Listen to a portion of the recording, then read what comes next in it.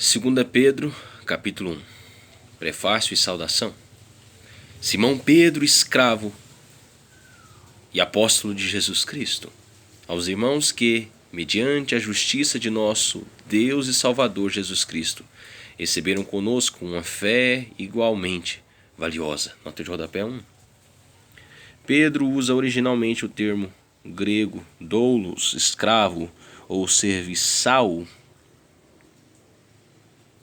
para demonstrar sua devoção a Jesus Cristo como Deus e Salvador, Romanos 9:5. Pedro foi o primeiro dos discípulos a proclamar a grande confissão de fé acerca da plena deidade de Jesus, Mateus 16:16. Graça e paz vos sejam multiplicadas no pleno conhecimento de Deus e de Jesus, nosso Senhor. Nota de rodapé 2.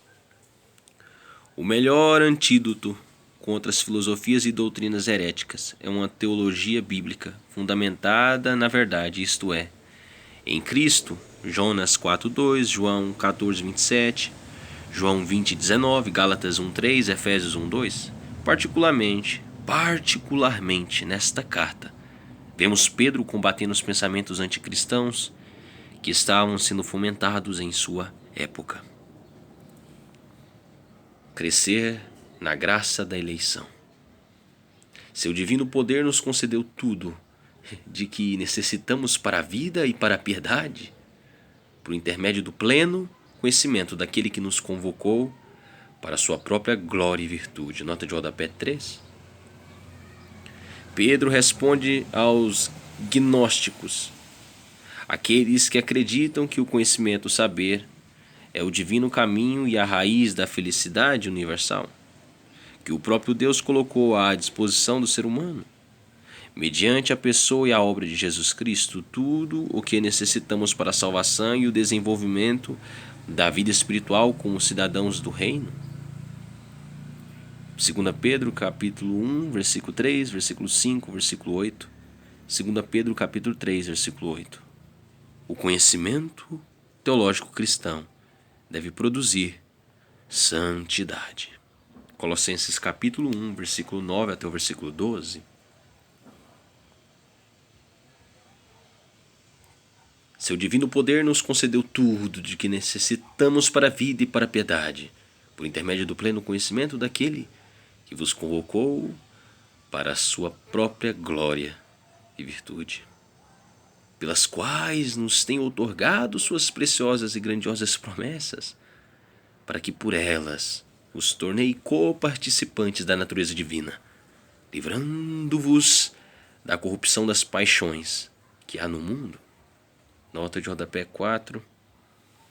O Senhor nos convida a coparticipar de sua natureza e nos libertarmos da corrupção. O crente deve subir a escada da santificação, depositando totalmente sua fé pessoal em Cristo, o Salvador, Efésios 2, versículo 8, versículo 9, demonstrando as virtudes próprias dos salvos, motivados pelo Espírito Santo, Gálatas 5:22, conhecendo dia a dia o Senhor e sua palavra. Tema desta carta, 2 Pedro capítulo 1, versículo 3 até o versículo 8, 2 Pedro 2:20, 2 Pedro 3:18. Deixando seu caráter e personalidade serem moldados pelo Espírito, Gálatas capítulo 5, versículo 23. Seguindo a Cristo sob qualquer circunstância, Mateus capítulo 24, versículo 13, 2 Pedro capítulo 2, versículo 21. Alimentando um coração piedoso, 1 Timóteo capítulo 6, do versículo 3 ao versículo 11, testemunhando amor fraterno, 1 Pedro capítulo 1, versículo 22, 1 Coríntios capítulo 13, versículo 13. Por isso mesmo, aplicando todo o vosso esforço, acrescentai a virtude à vossa fé, e o conhecimento à virtude, e o domínio próprio ao conhecimento, e a perseverança ao domínio próprio, e a piedade à perseverança, e a fraternidade à piedade, e o amor à fraternidade. Porquanto, se essas virtudes existirem e crescerem em vós, Elas não vos deixarão ociosos, nem tampouco infrutíferos, no perfeito conhecimento de nosso Senhor Jesus Cristo. Pois aquele em quem essas virtudes não habitam, age como quem pode ver ou enxergar somente o que está perto, tendo-se esquecido da purificação dos seus antigos pecados. Portanto, irmãos, esforçai-vos com dedicação cada vez maior, confirmando o chamado e a eleição com que fostes contemplados.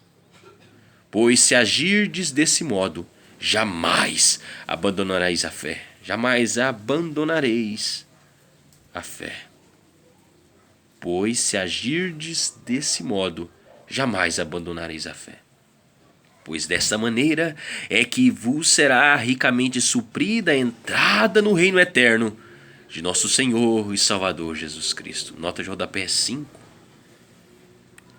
A demonstração pública de um caráter correto e a realização de boas obras é uma das evidências mais claras da verdadeira conversão e submissão de uma pessoa ao senhorio de Cristo. A autenticidade da nossa fé é confirmada na medida em que manifestamos as virtudes cristãs, 2 Pedro, capítulo 5 até o versículo, capítulo 1, do versículo 5 até o versículo 7, Mateus capítulo 7, versículo 20, Gálatas 5, 6, Tiago 2, 18, 1 Pedro 1, versículo 2, Efésios capítulo 1, versículo 3 até o versículo 6, os crentes que assim procedem nunca deixarão de perseverar. A expressão original grega entrada neste versículo comunica a ideia de ingressar em grande triunfo.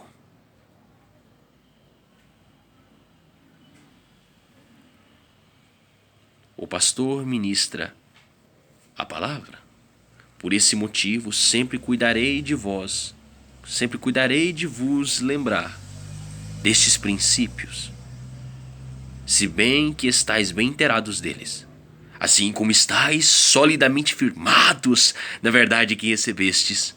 Contudo, considero fundamental, enquanto estiver no tabernáculo deste corpo, despertar a vossa memória. Porquanto estou consciente de que em breve deixarei este tabernáculo, como nosso Senhor Jesus Cristo já me revelou. Todavia tenho-me empenhado para que, mesmo depois da minha partida, vos lembreis com clareza desses ensinos em toda e qualquer situação. Nota de rodapé 6. Segundo alguns pais da igreja, como Irineu, o evangelho escrito por Marcos preserva as reminiscências de Pedro. A supremacia da palavra de Deus. Porque não seguimos fábulas engenhosamente inventadas, quando vos fizemos conhecer o poder e a vinda de nosso Senhor Jesus Cristo? Pois fomos testemunhas oculares de sua majestade. Nota de rodapé 7. Pedro afirma que sua mensagem baseia-se em dois fundamentos. Ele acompanhou pessoalmente a Jesus em seu dia a dia na terra e presenciou, juntamente com João e Tiago, o milagre da transfiguração como prenúncio efetivo do reino. 2 Pedro capítulo 1, versículo 17, versículo 18, Mateus capítulo 16, versículo 28, até Mateus capítulo 17, versículo 8. E o testemunho fidedigno e inerrante da palavra de Deus.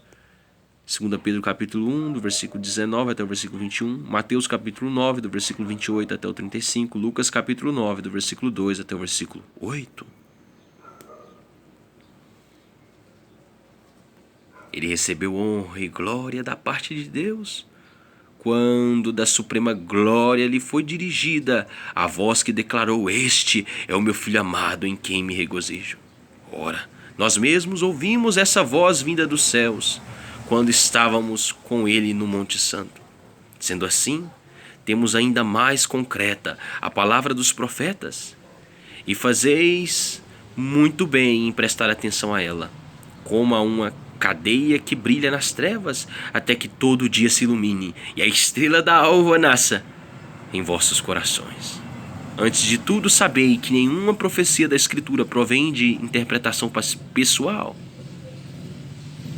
Antes de tudo, sabei que nenhuma profecia da Escritura provém de interpretação pessoal.